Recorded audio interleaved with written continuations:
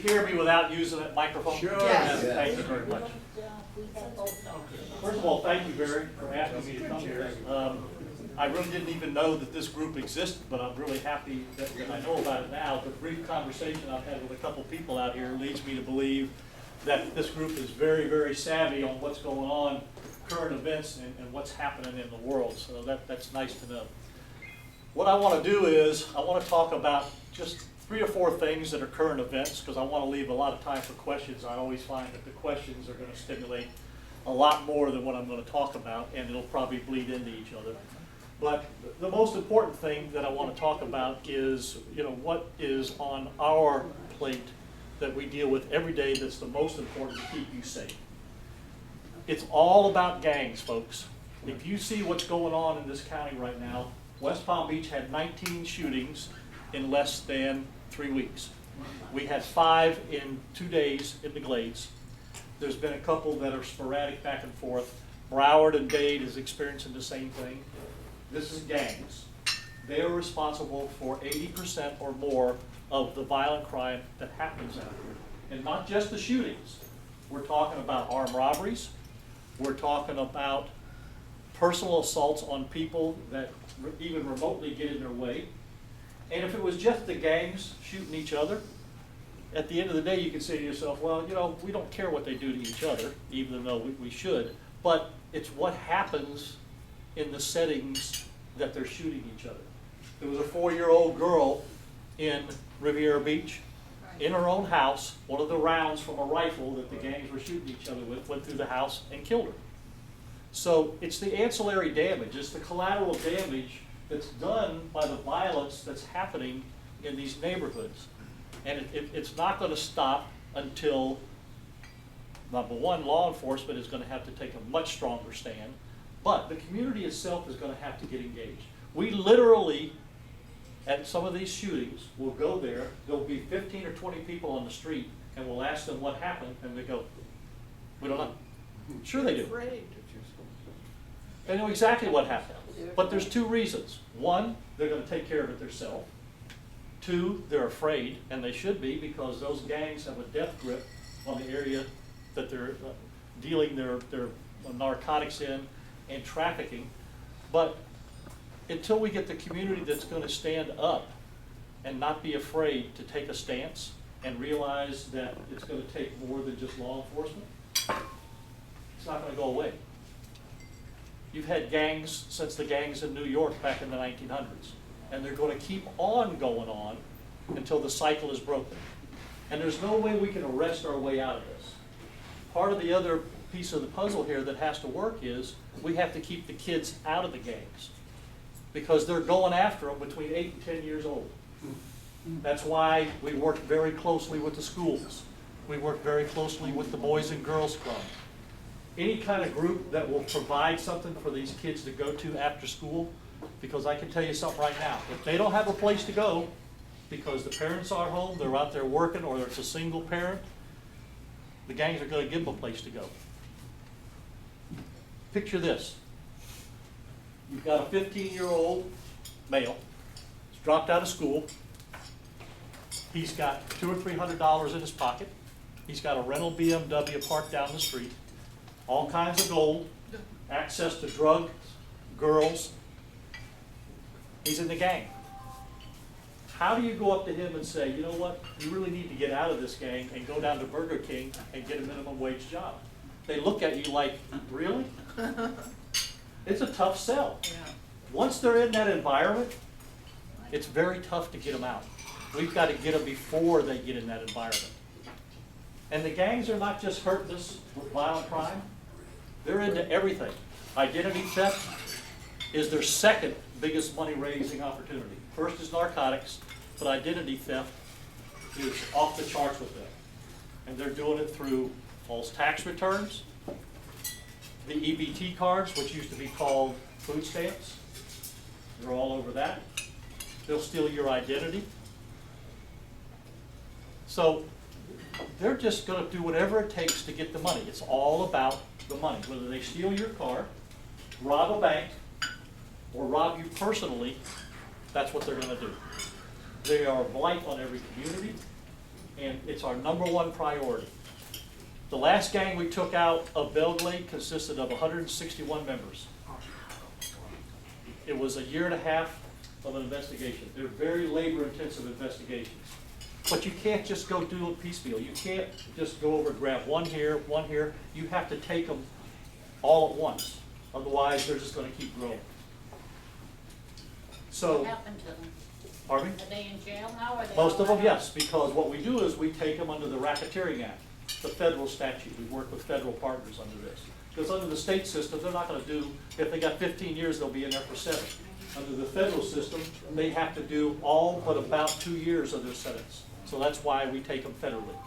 Because make no mistake about it, this is not a bunch of kids just hanging out together. This is organized crime. If you think it's anything other than that, you're kidding yourself. So we use the federal system to take them out. But what happens, that creates a vacuum, and these gangs are fluid. So the gangs in Broward and Miami, they'll know that there's a void out here, so they'll move up this way. And now we're working on a gang that came from Broward that's out there in the Glades. But what you need to know is, every single day, our top priority is to stem the rise of violent crime, whatever it takes. Now, we could probably get into a 2-hour discussion of what's going on across the United States between Baltimore, Ferguson, Cleveland, all of those places.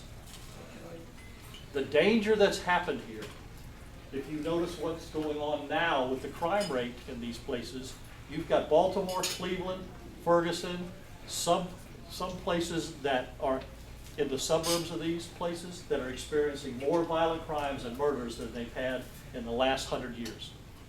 And the reason is law enforcement has pulled back. Now, that's not a good excuse in my book, all right? You can still do your job and do it in a very efficient way and abide by the rules.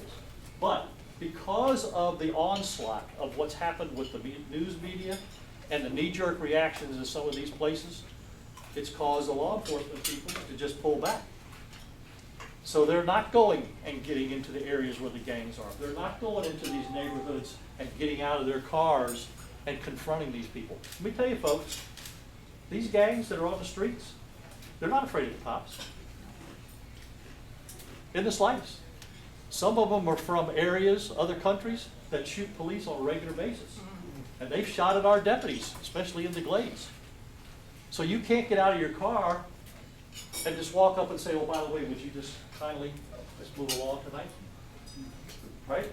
You've got to do it in a stern fashion, professionally, but you've got to show that authoritative presence that lets them believe they don't own the streets, we own the streets. And if the cops are afraid of their own government, if the cops are afraid of their own jurisdiction, that if they're going to get a complaint against them, that they could lose their job, they could lose their pension, they could have a problem because they're not being treated fairly, they'll pull back. And that's what's happening across the United States. I know because I talk. I'll give you a second, all right?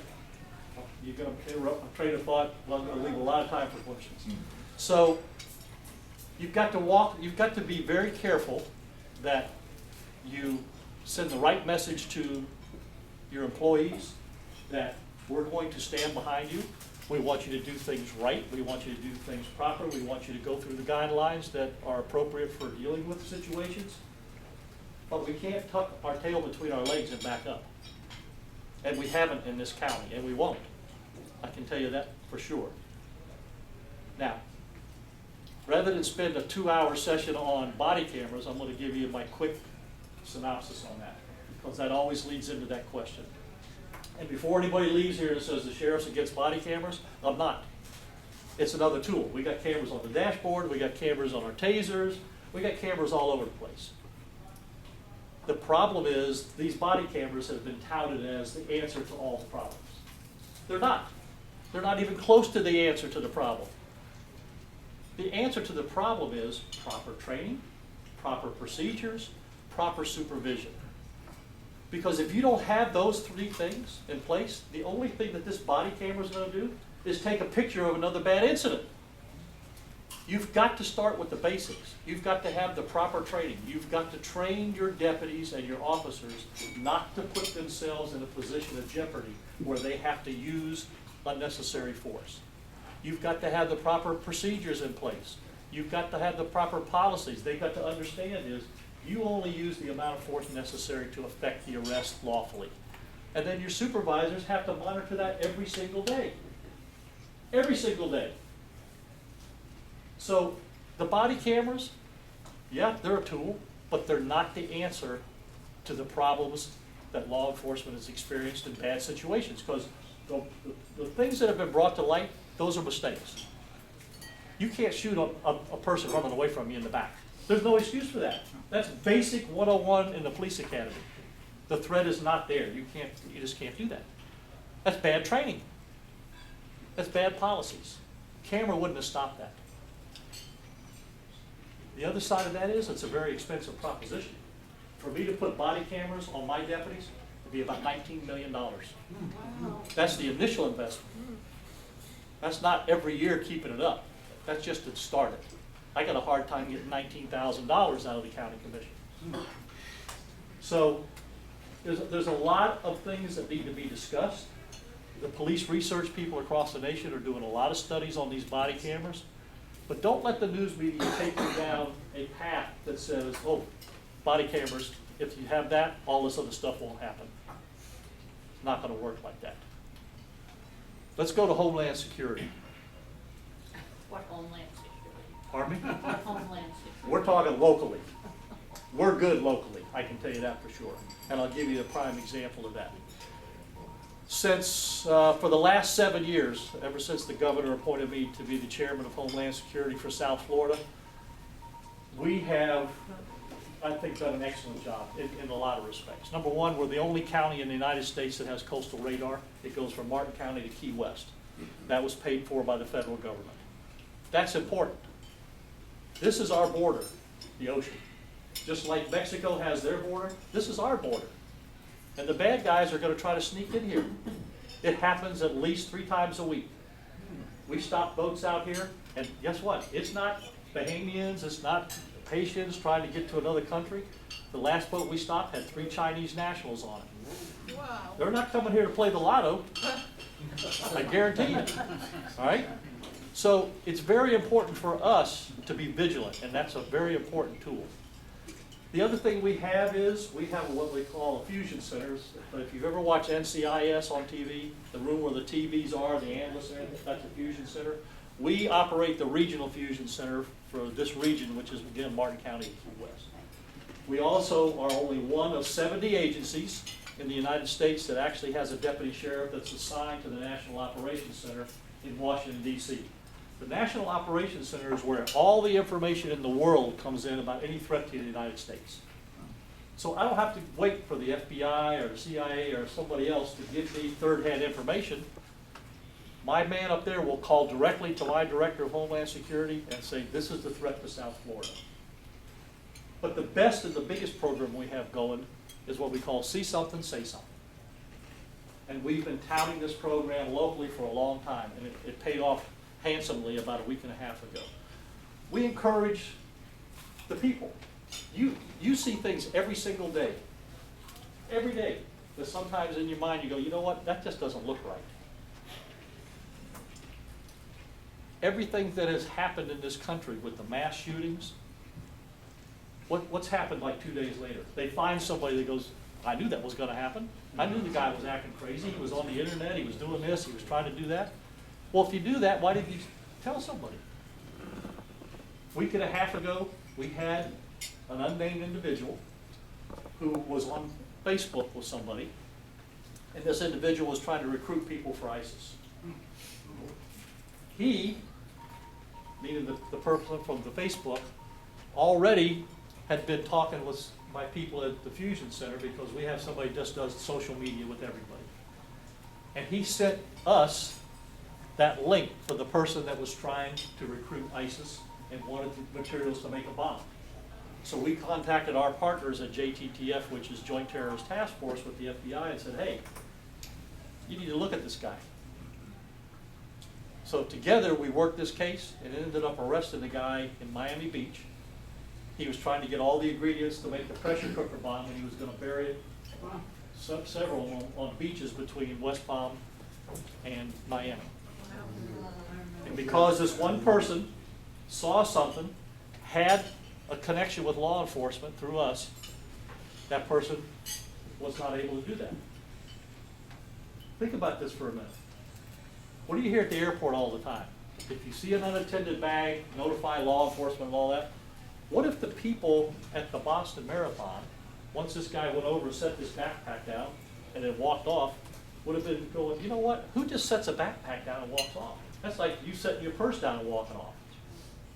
And would have alerted somebody. Might have saved a few lives, might have happened so quick you never know, but somebody saw that. Somebody saw the guy that walked into the church and shot all those poor people in that church, saw what he was doing on Facebook. See, so there's somebody out here all the time knowing what's going on. But they have to have that trust and connection with law enforcement for us to be able to pick up on this, get the leads, and go forward. But I can tell you right now, our Homeland Security in South Florida, I think it's some of the best around. We're paying attention every single day, and we're state of the art on what we're doing. Last thing, and this just was like last week, in fact 2 or 3 people asked me this question when I was standing outside. We took over another police agency, which is Green Acres Police Department. They got about 85 people. And people always say to me, well, why do you want to take these agencies over? I really don't. I've taken 9 of them over. I haven't gone out and solicited or asked for one single agency to come and join the sheriff's office. There's really no advantage to us to do that.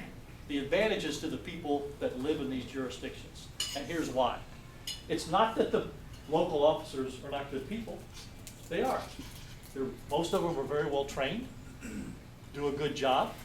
The problem is they don't have the tools, they don't have the resources to do what they need to do. 1,000 times a month, we get called to go to other jurisdictions to handle something that they don't have the capability of. There's no other police department in Palm Beach County that has a helicopter. So if they need one, they call us. A lot of them don't have dogs, or if they do, they only have one, and sometimes when you get involved in a big operation, you need 10. Most of them don't have boats. None of them have a regional crime lab, so they don't have the expertise sometimes to handle extensive crime scenes where murders have occurred. A lot of them don't have gang units, and the list goes on and on. So when you have a small jurisdiction that doesn't have these resources and has budget problems, they're not going to be able to ever get their police department to go to the level that they need it to be to serve those citizens in that area. So the logical next step is, if you can get to an agency, merge with it, that has those resources and save yourself money, why would you do that?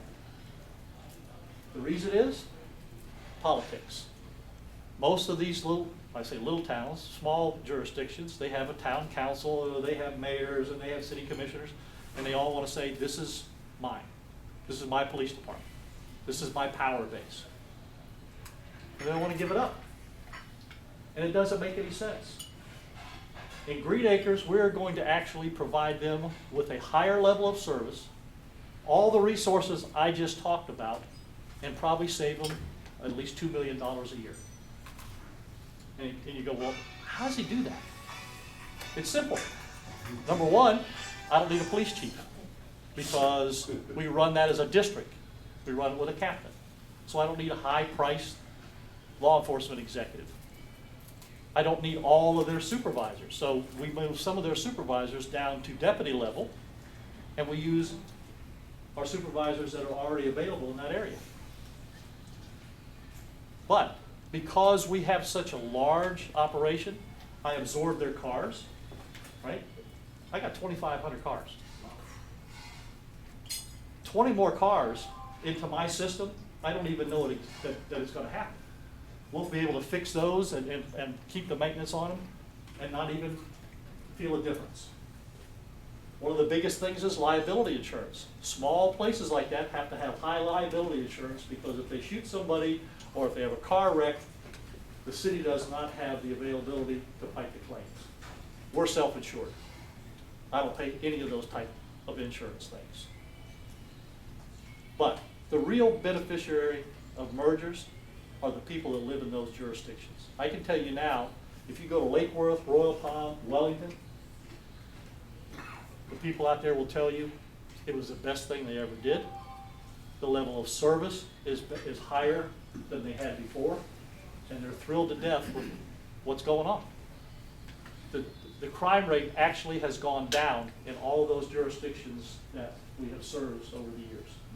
You got some years that might have a little uptick, but if you take the last 7 years and you compile all the numbers, the overall will be a downward trend. So it's not that I want to take jurisdictions over, but if they come to us and say, hey, you know, give us an idea of what can happen, I'm thrilled to death to do it because I got to go there anyhow. I'm going to go over there and have to be involved with them. I might as well just bring them over, raise their level of training, and give them the tools they need to service the people that are there. I would think, I won't see it in my lifetime here as the sheriff probably, but before it's over with, Palm Beach County will be like Jacksonville, Miami, and some of the larger places that you have one police agency. That way you don't have to worry about the continuity of intelligence information. You don't have to worry about jurisdictional boundaries because, let's face it, if you're a city police officer, your authority is only in that small jurisdiction. They can't go outside that. It's like the school police. They stand in the hallway and 1,000 feet away there's a guy selling marijuana. They can't do anything about it. It doesn't make any sense. So these places where you have 4 and 5 and 6 officers sometimes, it just doesn't make sense. The continuity is not there, and the citizens deserve a lot higher level of service. So those are the main things that we're working on right now that's always on the front burner with us. There's a lot of other things going on. We have a lot of identity theft we're working with the IRS on these false tax returns and people getting their social security numbers taken. Narcotics is every day with this FLACA outbreak that's happening. It's big in Broward, but it's moving this way. The synthetic drugs is a whole new area for us. We knew how to deal with the heroin and the cocaine and the marijuana, but these synthetics are tough for us to deal with. First of all, they're not on any schedule of drugs that are illegal because the law hasn't caught up with them yet. There's so many permutations and combinations of how they make them. So that's a big problem for us. But the bottom line is we're busy. Last year we handled 1.2 million calls for service with the same amount of deputies that I had in 2006. So the calls for service are high, the deputies are busy, but I think that they're doing a pretty good job. So having said all that, I want to leave some time for some questions and feel free, please, to ask me anything you want regardless of what I was talking about. Keep that